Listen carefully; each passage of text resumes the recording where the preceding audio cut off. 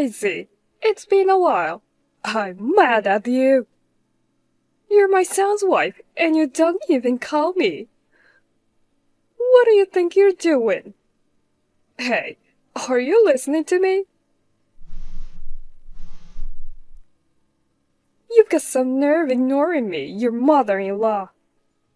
Hi, long time no see. Sorry, I was at work until just a few minutes ago. I just saw your message. What can I do for you? What do you mean, what can I do for you? You haven't contacted me in 3 months. What is wrong with you? Why should I have to contact you? You don't even know how to behave like a proper in-law. Could it be that you haven't heard yet? What? I'm talking to you right now, so don't interrupt me. Huh? It's not huh. It's yes, Mom. You're unbelievable. You can't even reply properly. Yes, ma'am. And don't try to use work as an excuse. I'm your husband's mother. I'm the one who went out of my way to contact you.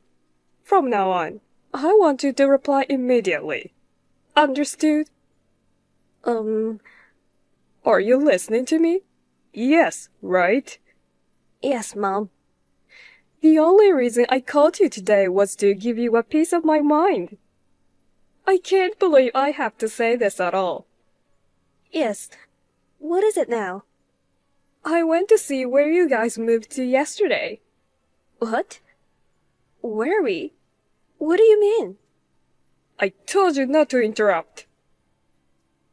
First of all, shut up and listen to me. It's just common sense, right? Yes, Mom. I couldn't believe it when I went in the place. You haven't done any housework at all.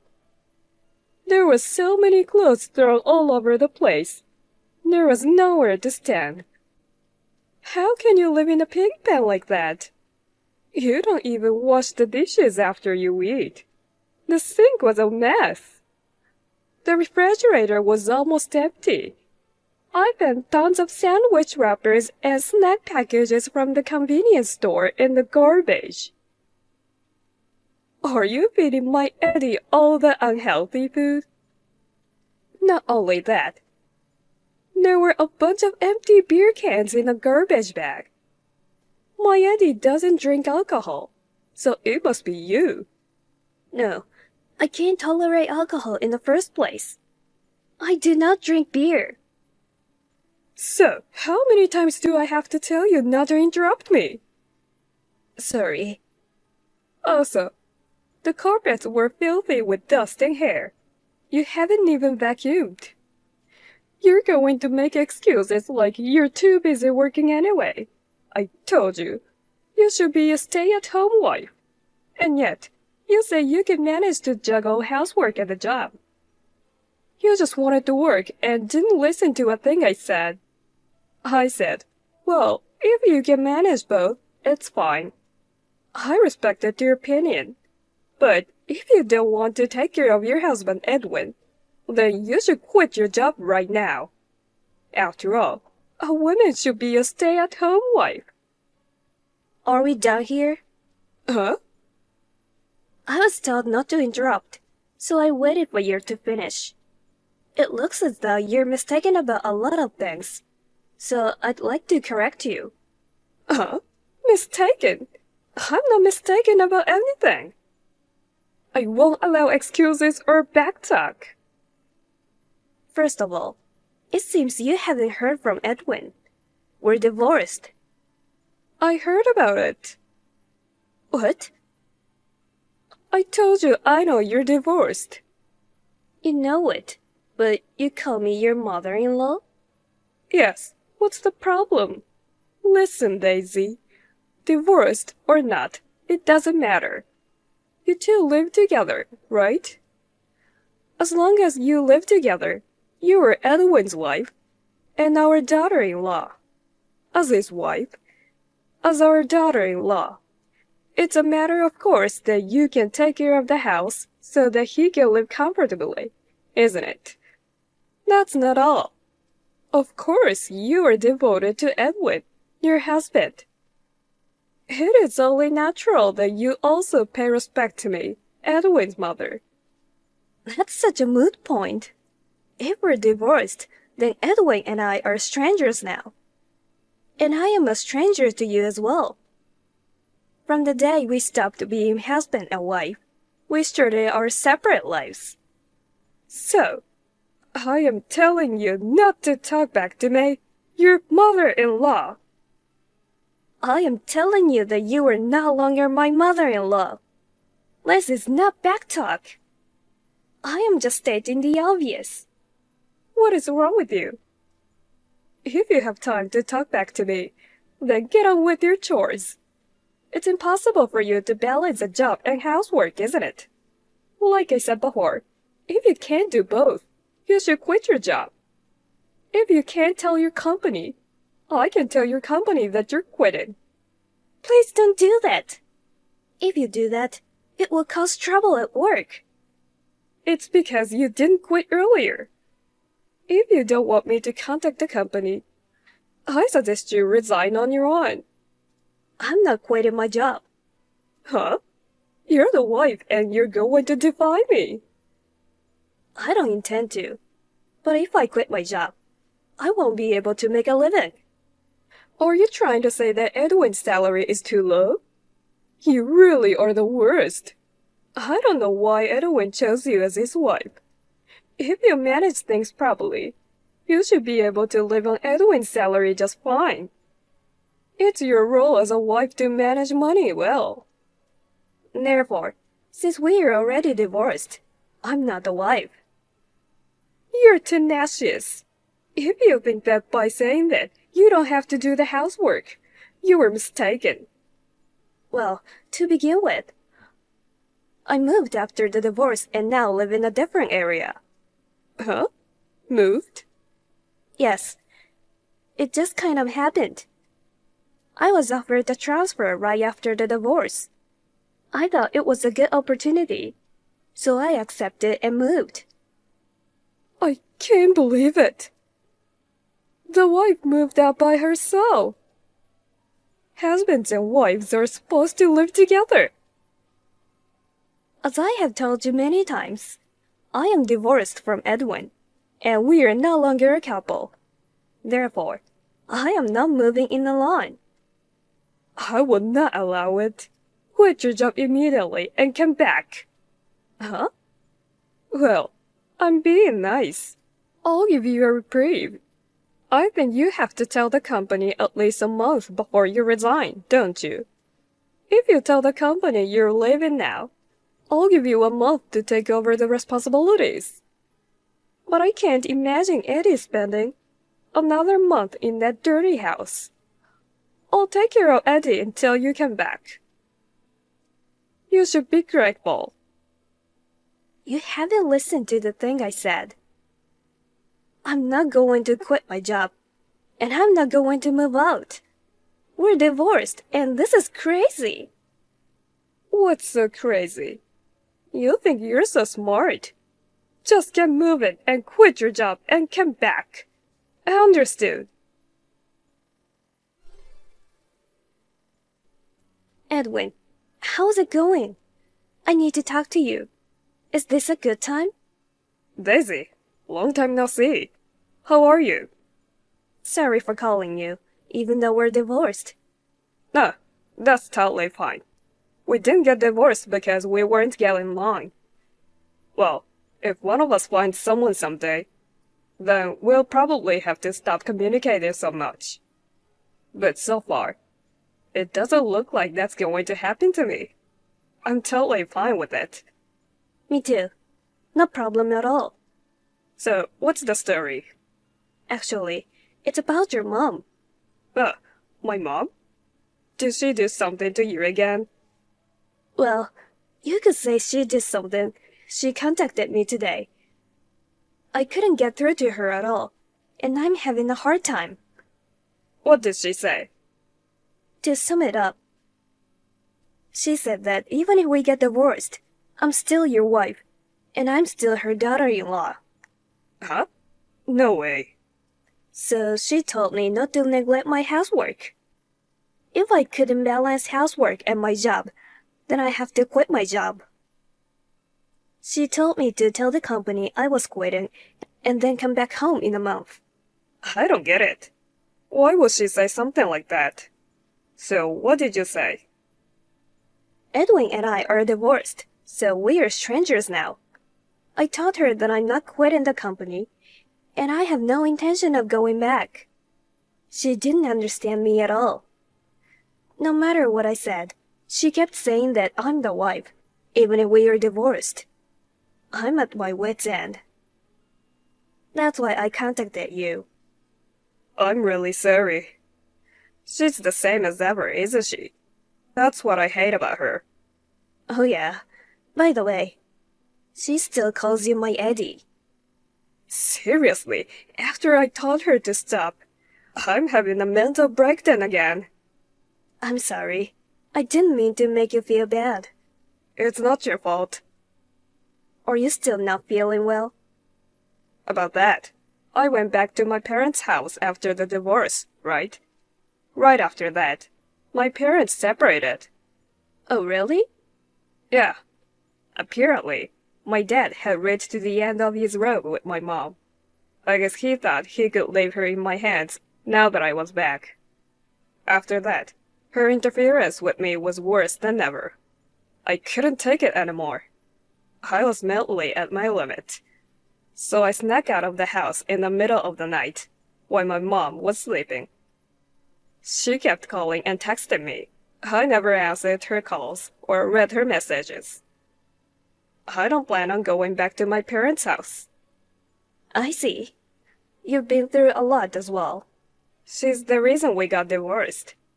If it weren't for her, I think we'd be doing well. I couldn't stand the fact that you felt bad because of her. I thought that if we got divorced, it would be over. But I guess I was naive. I'm fine. Don't worry about it. I told you I was staying at my aunt's place after the divorce, didn't I? Yeah.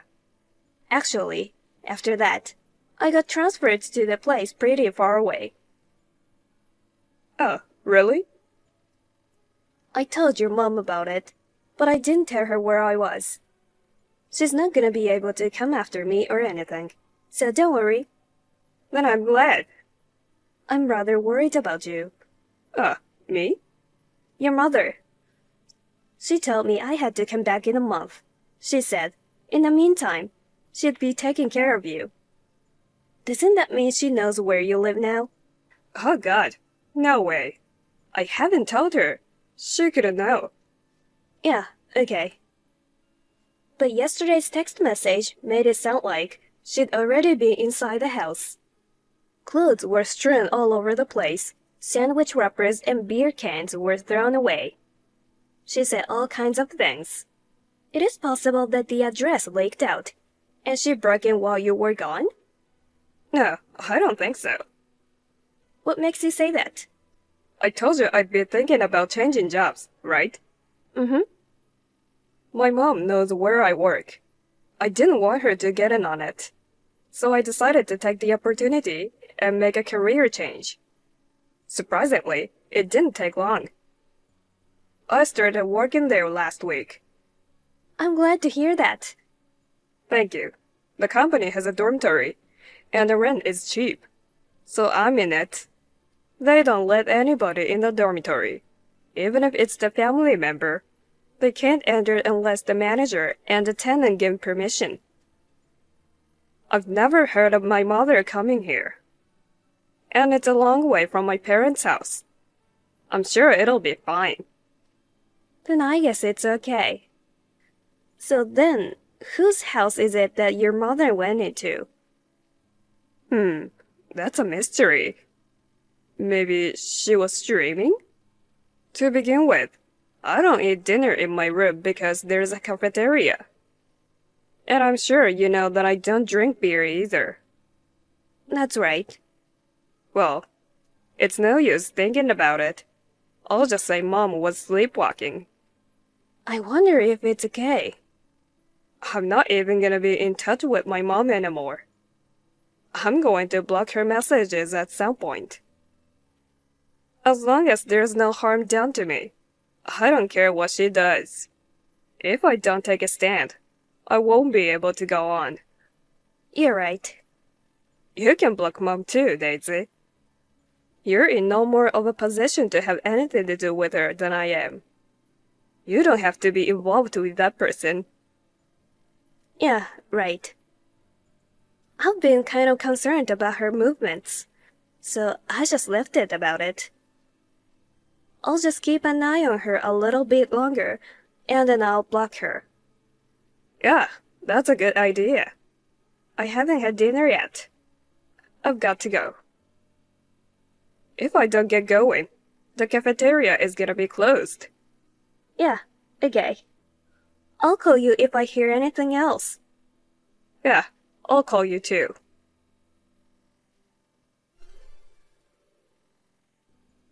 Daisy, what should I do? I don't know what's going. I was just taking care of my Yeti for you. Hey, Daisy! Hurry up and answer me back. Hey! I'm your mother-in-law. I'm calling you because I'm in trouble. You can't just ignore me. What can I do for you? I finally got a reply. Hey, what's going on? So, what is it? I was cleaning Eddie's room for you, as usual. Suddenly, a young woman I don't know came in. She shouted at me, "Hey lady, what are you doing in my apartment? Don't tell me you're a thief." I said, "This is Edwin's room. What do you think you're doing?"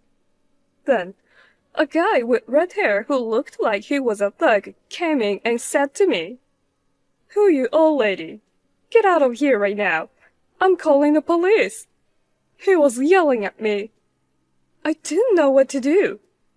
I was so freaked out I hid in the bathroom. Who are those people? Those ruffians. Don't tell me you're friends of yours.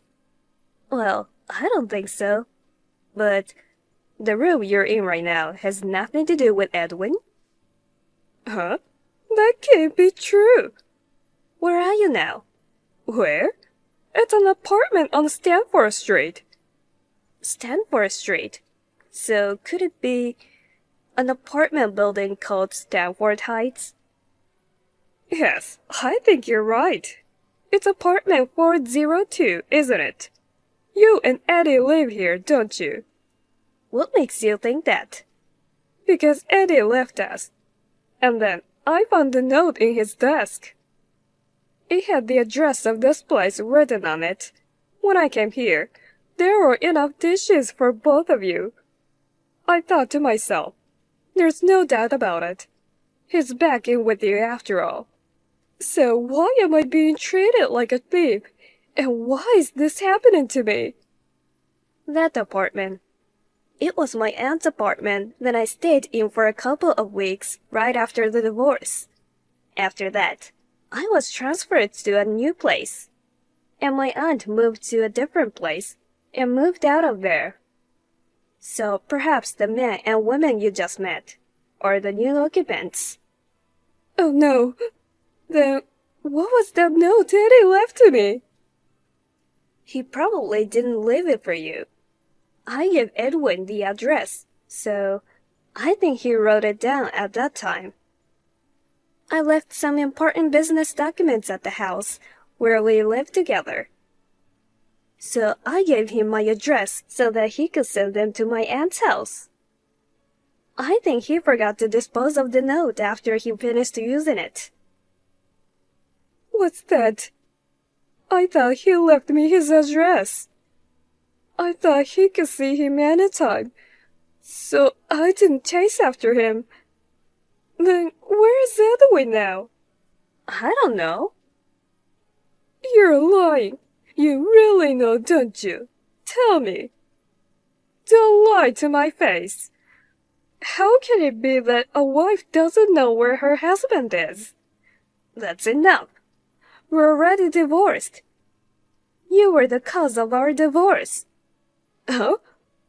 I'm the cause of your divorce? Edwin has always been fed up with your terrible interference.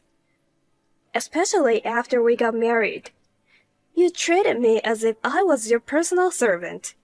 Edwin, who was so kind to me, thought it was his fault and that he couldn't take care of me. He was driven into a mental corner. Oh no. We thought that if things continued as they were, we would both be ruined, so we talked it over. We came to the conclusion that divorcing would lighten the mental burden. We divorced. That's a lie. What is wrong with a mother's love for her son? Your overly strong feelings were a burden to your son. He said he had no intention of contacting you. What did you just say? By the way, are you sure? What? Isn't this a bad time to be talking to me? You holed up in someone else's bathroom right now, aren't you? Oh my God. What should I do? I hear the sirens of the police car. Well, I think that you would. The police contacted my father-in-law, and I found out through Edwin who heard about it. How did my ex-mother-in-law get into the apartment? One day, when the current residents, a working couple, forgot to lock the door and went to work. My ex-mother-in-law went there and was able to get into the room. She found the key and just went ahead and made a duplicate one. My former mother-in-law mistakenly thought that the apartment was her son's. She broke into the room once every 2 days without permission. And finally, she ran into the current resident couple. Ordinarily, my ex-father-in-law, who had wanted to divorce her, apparently used this incident as the last straw to slam divorce papers on her. Without knowing the whereabouts of her beloved son, she tried to claim my ex-father-in-law, saying I hate being alone, but in the end, it seems the two of them got divorced. The house where my ex-mother-in-law lived was under my ex-father-in-law's name, so they sold it, and she, who had nowhere else to go, had already lost her family home. And with no one to rely on, she reluctantly began living alone. In a small apartment intended for singles. She works part-time during the day and spends her nights crying. I've done something wrong to you. Please, I beg you to help me. This was written in a text message sent just before being blocked.